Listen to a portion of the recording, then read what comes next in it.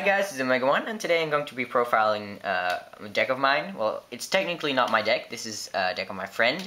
It's a light ruler deck and he used it in the regionals very recently. He won 4 out of 7 times, he did really well. He played some mirror matches and against some really competitive decks.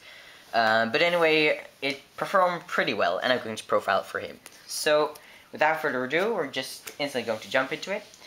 So starting off with our beautiful Judgment Dragon, of course, he's the heart of the deck, really easily searchable, and yeah, he's the nuke. Next up for the Lightstorm engine, I'm playing 2 Lila and 1 Wolf, Raikou, sorry, for simple removal, because back row is annoying, and you don't really need 3 of Lila and 2 of Raikou. I think a very small engine of everything is really essential in this deck, so they have enough space for, well, the rulers, so yeah. Next, I play triple Lumina, which is a very essential card. And for some cards to summon it with it, 2 Raiden and 1 Gareth. Raiden is pretty simple. I mean, you can go into synchros really easily with this. And Lumina is a great card. Gareth is also just crazy. These are all just Lightstorm staples, so I'm just going to go over them quite quickly. And then, I think these are the last, yeah, these are the last Lightstorms. I'm playing 1 Felice and 1 Wolf. Well, he's playing 1 Felice and 1 Wolf. Well, I think they're both good in certain cases, because Wolf triggers at Solar Recharge of Charge the Light Brigade, where Felice does not. So they both have their flaws and benefits, so I think one of each is really great.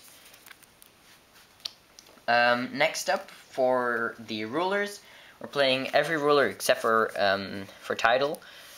This is pretty basic, only 3 rulers needed. You only need to summon them once, banishing those Eclipse Wyverns, getting 2 Judgment Dragons, and that is where you win the game. So yeah, that's all you need. Next up, I'm playing triple Eclipse Wyvern.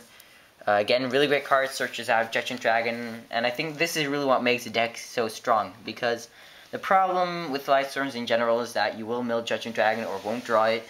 And Eclipse Wyvern is one of the best searchers for it, because it's pretty much Gold Sarcophagus anytime you want, and really easy to just get double or even triple Judgment Dragon, like instantly. So, triple Eclipse Wyvern. And then some extra targets for Eclipse Wyvern, 2 Light Ray Diablos. Again, just some back row removal, pretty staple too. So, we've got a whole engine of support, some milling, you know, double Curry Bandit and 1 Mathematician. I never know how to pronounce that guy.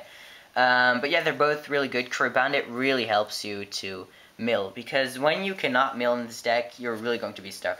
From the moment you can mill, I don't know, 5, 10 cards, the chances that you will get up to your plays is much, much higher. So, and Mathematician works really great with stuff like Felice and Wolf, so yeah. Next up, for some attack negation, double Rainbow Karibo and 1 Necrogarna. Rainbow Karibo is kind of a tech, but I mean, I've played against him quite a lot, and I know that this deck is strong, and Rainbow Karibo is such an annoying card, because it works twice. You know, it equips from the hand, which is one thing Necro cannot do. Necrogarna, when it's in the hand, it's really dead, while Rainbow Karibo is actually pretty okay. And once it's in the graveyard, you pretty much forget about it, but then he suddenly pops it out like a Battle Fader, and sure, it doesn't end the battle phase, but neither does Necrogarna. So it's a really great card, and I really suggest you try it out, because, yeah, it's just a good card. And ending with Honest, you know, you're playing lights, you gotta play Honest. Okay, so for spells, very typical, you know, the Charge, Solar Recharge, Charge of Light Brigade, really great cards. For another charge card, we're playing 1 Soul Charge. It's a shame it got limited. What the hell am I saying? This card is so overpowered. The moment he drops this, his field is full. He goes into all the exceeds in the game, or synchros. Really, really good card, of course. 1 Monster Incarnation, you know, you don't really need more than 1. 1 is just fine. If you happen to just mill a Judgment Dragon, this is pretty essential. For traps, we're not playing too much. We're only playing 5. Double Wing Wind Blast, and 1 Breakthrough Skill. Well, these are, you know, Wing Wind Blast is pretty obvious if you're playing stuff like Rulers, and Breakthrough Skill is really great. And then to end off the main deck, I'm also playing double Needlebug Nest, because, yeah, extra milling, really great. So yeah. So So that's the main deck. The extra deck, it was complete, but he did trade some cards, and he borrowed some cards from friends. So it's not complete, but for the biggest part, yeah, you're gonna see what he plays.